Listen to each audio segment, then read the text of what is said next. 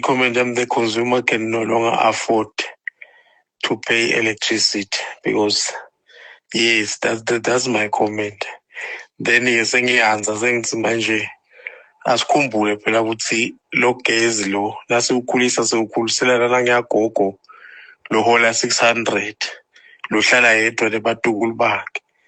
Asikhumbule lo gezi nasiwukhulisa lo siwukhulisela nawo umlokhu ubatekile living with disability lo hola 400. Asikhumbule lo gezi lo siwukhulisela naye child held at homestead langatholi lutho. Asikhumbule lo gezi lo nasiwukhulisa siwukhulisa naye graduate. Usekona Nkosi? Ngikhona Nkosi. Sikhulisa uyayiva siyangishisa lenza.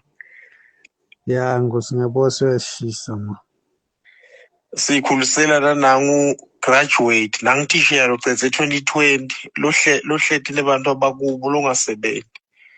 So sikhulisela ngemaswati sithi over 70% aphila phansi poverty. So asingendi ngazi ukuthi sekuphila thile sodwana la vele thele si affordayo. No, the country cannot afford ukuthi kukhuliswe gezi ukhuliselwe amaswati. No, government must take care of all increment.